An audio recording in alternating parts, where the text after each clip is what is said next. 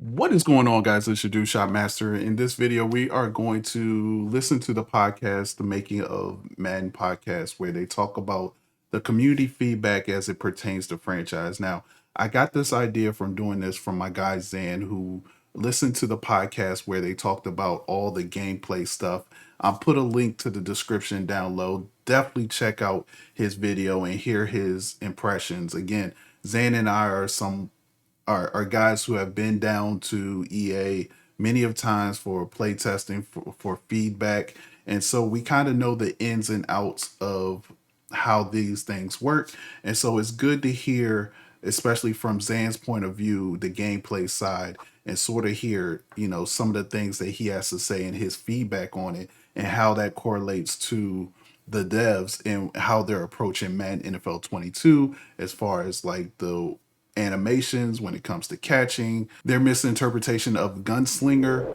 They have a very different interpretation or reason why people like gunslinger, and Zan really has his own idea of why people like gunslinger, and I kind of tend to agree with Zan. So definitely check out his video. Again, the video is in the description below, so check that out. Give him a thumbs up and stick that like button, subscribe to his channel, all of that. Zan's a great guy, a great man mind, uh, one of the best in the community. So we're going to take a listen to the podcast where they talk about the feedback from the franchise point of view. Again, this is Tom Lichky and Andre Moonlight Swami, who was a community guy, still is. I would say he still is a community guy, but he works with EA right now doing franchise. So very interested to see how he approaches this and his thoughts on this. Swami is definitely a rock star in the community, somebody who I've seen, come up from just giving ideas to elaborating on the ideas to now working on the game that he loves and the mode that he loves. And so I'm very excited for Moonlight Swami and just excited to hear what he has to say. So let's go ahead, without further ado, let's go ahead and take a look. You'll be able to, I did put chapters in here so you can skip to whatever part that you want to hear about. And let's get started. Yeah, makes sense. We'll talk about, there's one that came out in the franchise feedback that we'll talk about at the end that's in a similar vein, like something that we're super excited about, but we want to make sure we get it right. So with that, stick around for Andre and I talking about the franchise part of the community playtest if you like, but we're going to move on to that part of the game and give a little update on what we saw and what we were doing about it. So Andre, do you want to jump in and into the first one?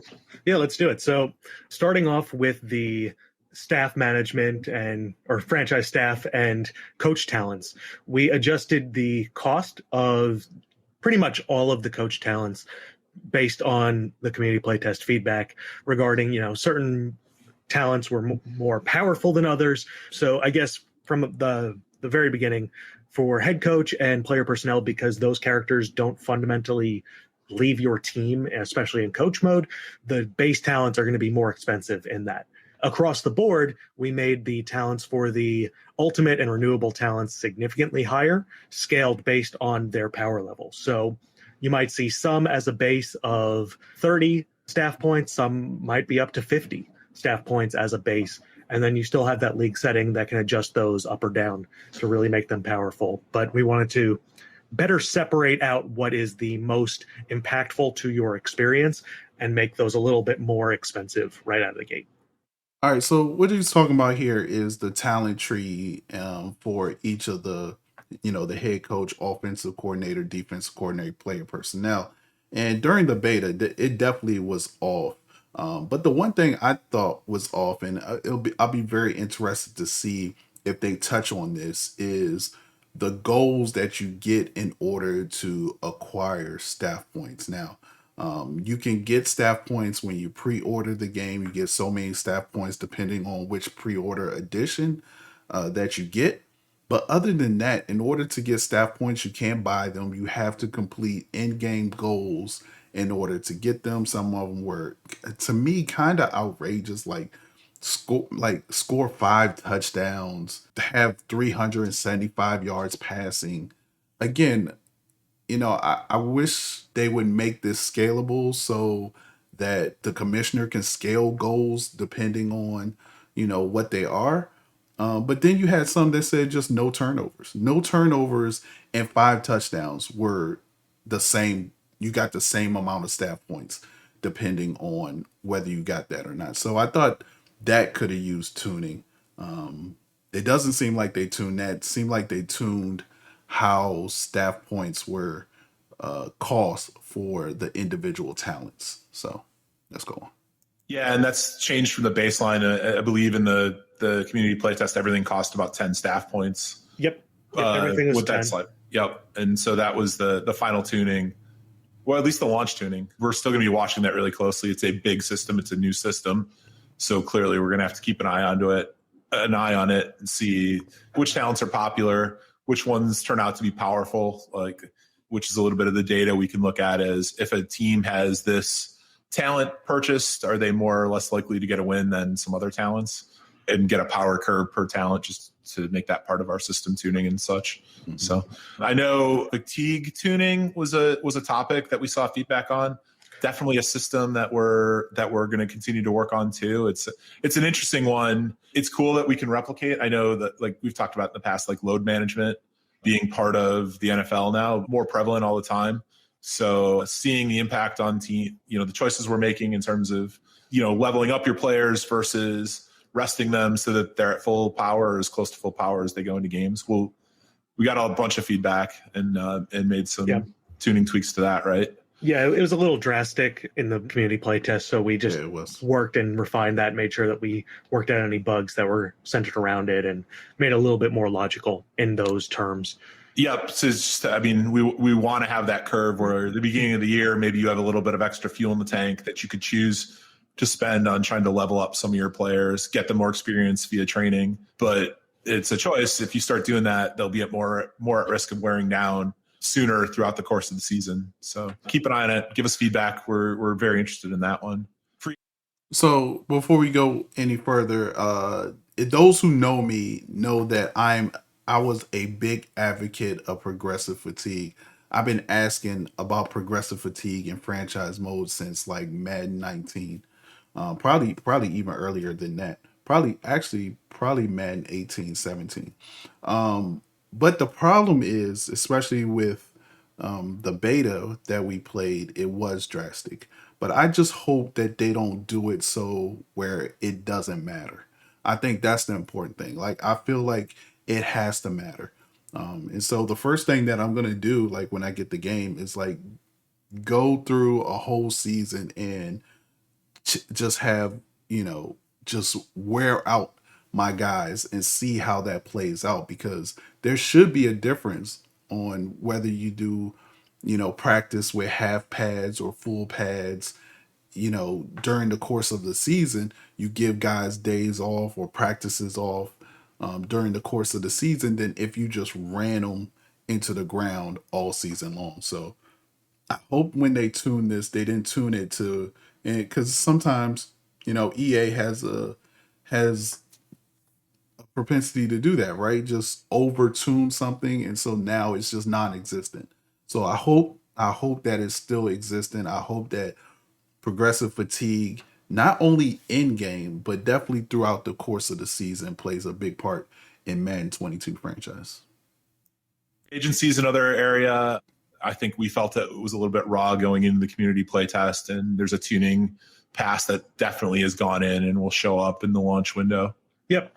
Just making sure that teams are better at who they're offering money to, what they're offering, players accepting, just really going through and mitigating that. We're a little bit more generous with the salary cap, knowing that with the COVID year that the salary cap dropped dramatically, which impacted the way the teams built their teams in terms of contracts. They were expecting a $220 million cap for 2022, and that's not what's going to happen. So, we gave a little bit more rope to work with, which should help dramatically in that space. It's interesting the effect that had on our tuning set and kind of how we had to react to it. I will say one of my least favorite parts of that was the fact that the example that people kept using of who we had to get right was Devontae Adams. personally, like talking about Davante Adams as a free agent, not my favorite part of the ongoing discussions, but hopefully things have calmed down here a little bit this week. And I think it's pretty realistic that the Packers aren't going to re-sign him. So, let's just keep moving.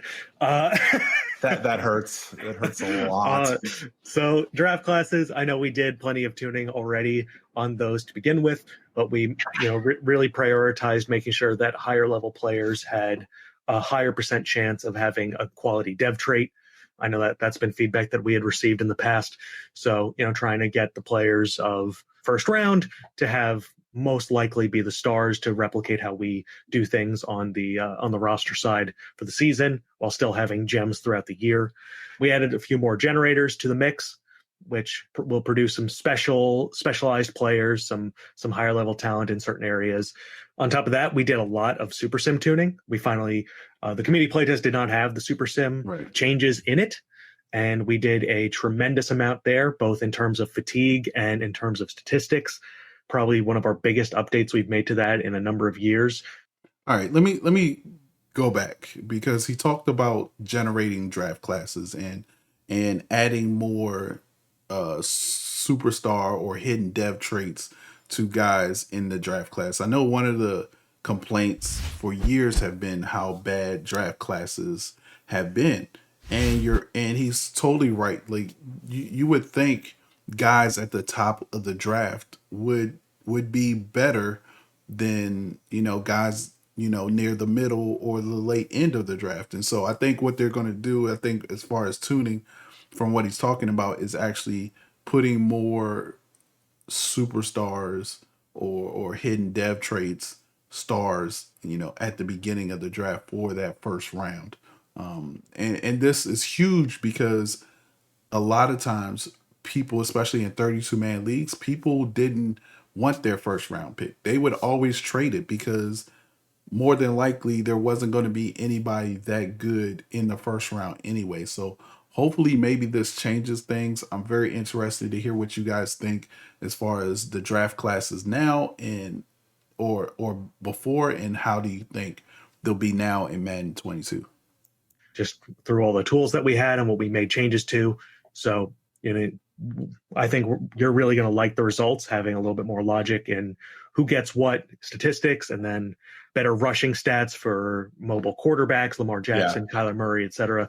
All these things have a player that was at the heart of the discussion. And, Davante Adams was at the heart of the free agency one. And I still don't know why or love it. But Lamar Jackson was definitely at the heart of the sim tuning stats discussion.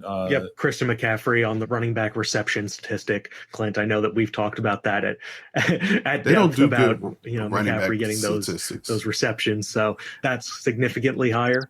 Stole my MVP last year. We'll try drafting him again this year, and then have better luck when I drafted him and went down for 5 games, I think, like week 1.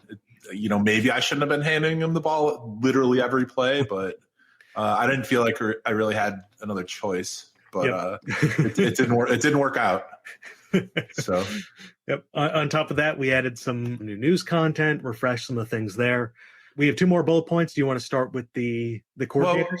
Let's do that. I mean, staff hiring and firing, and making sure that we catch as much authenticity as we can in terms of what the transactions can look like. Some of the feedback was, what about coordinators? So they'll be dealt with a little bit differently in terms of their mobility as we get to the launch window, promoting them to a head coaching position, for instance. So we'll keep working on that. I mean, again, it's getting the right amount of energy towards the mobility and what weeks of the year. It's an interesting system to get right. And so that was one of my feedbacks, is that with offensive coordinators and defensive coordinators, there was no way to move them to like a head coaching position. Like you couldn't take a offensive, like if you were a GM, you couldn't move an offensive coordinator to a head coaching spot.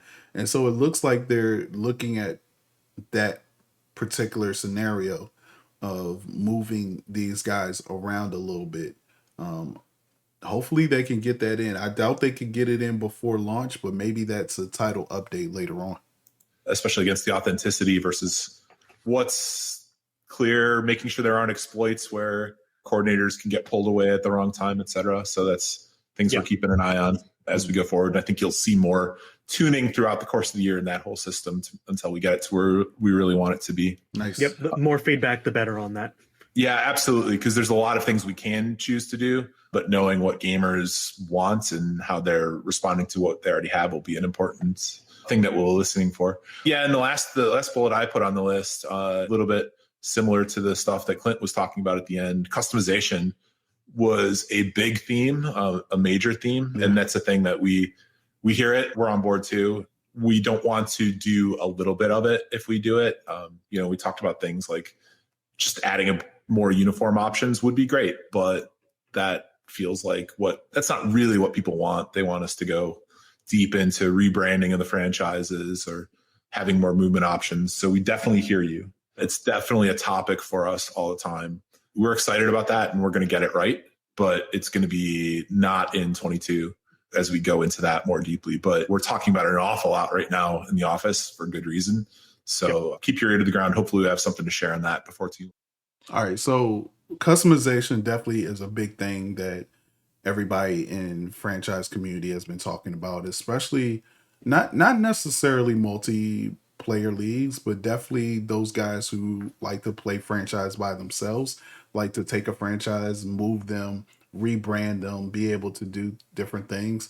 I always thought one of the things that made this kind of difficult was the NFL and getting their blessing on certain things. Like I do know before in franchise mode, there was a lot of things that the NFL decided, hey, we didn't want to do. Like for instance, I remember one instance, I forgot I think it was Madden 19, where the franchise team thought it would be great that if your team wasn't performing well, that the crowd would boo, or there would be guys with paper bags on their heads, or no, it was less crowd. Like for instance, Jacksonville would not sell out. So there would be a lot of empty seats in the stadium. And I believe the NFL said, no, we don't want empty seats in the stadium. And so that was X. That's why you go to all these games and you play these games in franchise. It doesn't matter if the team is 0-16, they're going to have a full packed house. And so I always thought, like, again, the NFL probably would jump in the way with uniforms, with certain places you can and can't move to. Again, I don't know all the particulars, but I would think like customization, they would definitely have to run that through EA. I mean, run that through the NFL.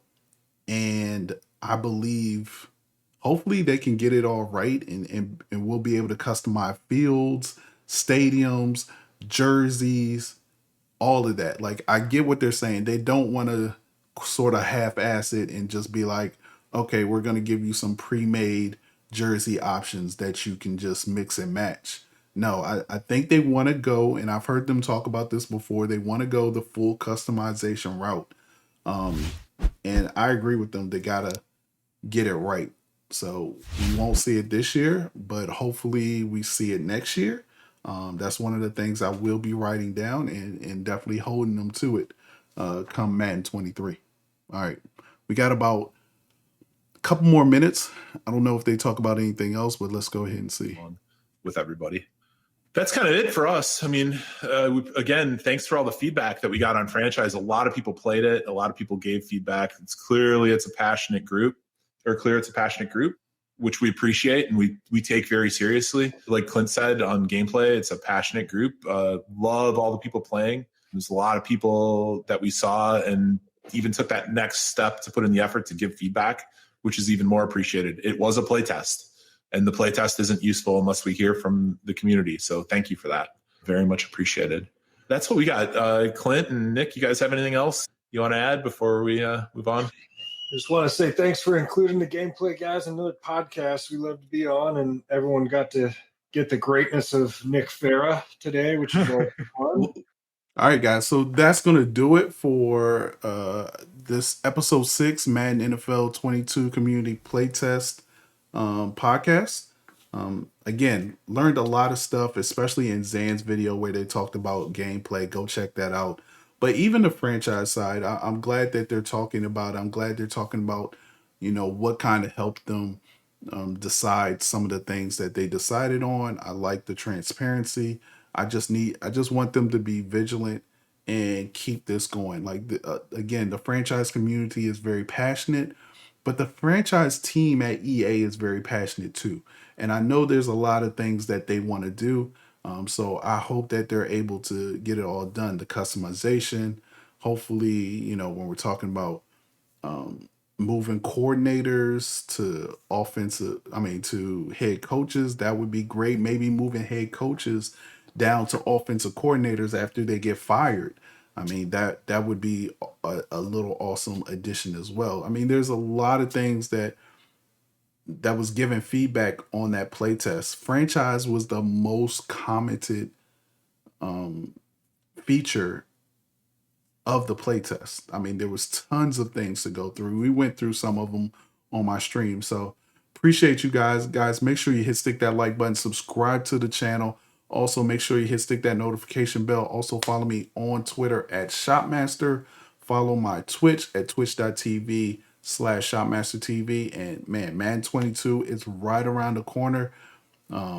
EA Play 10 hours August 12th. Hopefully we get it August 11th, but August 12th, we'll have our hands on Madden 22, and I'm pretty sure next week, birthday, August 17th, that's when you get the pre-orders, get to play. I'll probably be doing a 12-hour stream on my Twitch channel, so make sure you come through there. Guys, I appreciate you. Love y'all. Let's keep it going. Madden 22 is here. It's here. It's here. Madden 22 is here. So appreciate y'all, guys. Y'all have a great one. Be blessed. I'm out. Peace.